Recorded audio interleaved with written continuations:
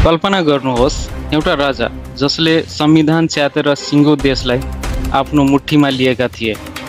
राजा महेन्द्र, नेपालका सबैभन्दा रहस्यमय र रणनीतिक राजा। आज हामी एक रहस्य खोल्दैछौँ। के राजा महेन्द्रको योजनाले उनलाई सधैँका लागि सत्तामा राख्ने सफल बनायो?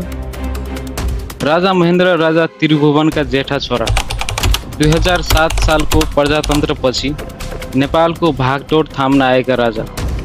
सुरुमा उनले संविधान सभाको नेतृत्व गरे र प्रजाहरूको हित उचित श्री 5 महाराजा धिराज बुबाजीको त्याग र जनताको असीम सहयोगबाट आएको प्रजातन्त्रलाई सकेसम्म सबैले उन्नत गर्दै लैजानु हामी सबैको कर्तव्य छँदैछ। तर केही वर्षमै सबै पल्टाइदिए। तर किन? 2017 साल एक ऐतिहासिक दिन। राजा महेन्द्रले प्रधानमन्त्री बीपी कोइरालालाई गिरफ्तार गरे र संविधान रद्द गरिदिए। उनले भने लोकतन्त्रले देश बिगार्यो, अब राजाले जिम्मा लिन्छ। तर यो मात्र सतहको कुरा थियो।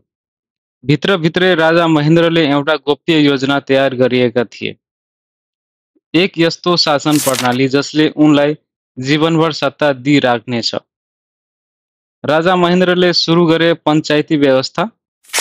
कुनै राजनीति पार्टी छैन। प्रधानमन्त्री नियुक्त गर्ने अधिकार राजाकै।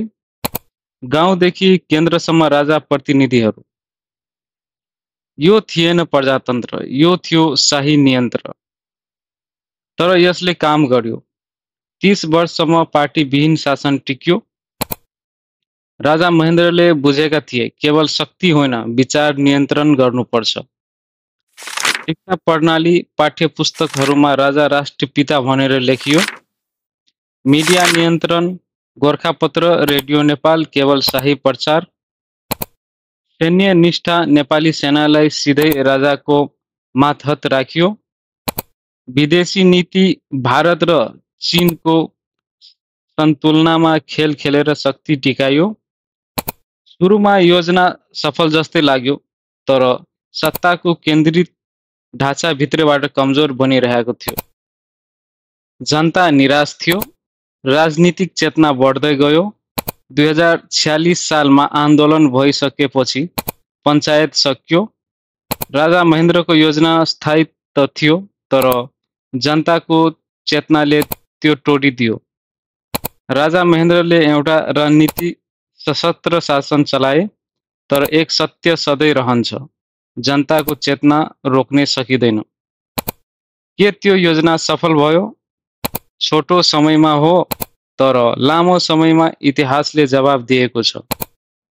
यदि तपाईलाई यस्तो ऐतिहासिक तथ्य मन पर्छ भने लाइक गर्नुहोस्, शेयर गर्नुहोस् र सब्स्क्राइब गर्न नबिर्सिनुहोस्।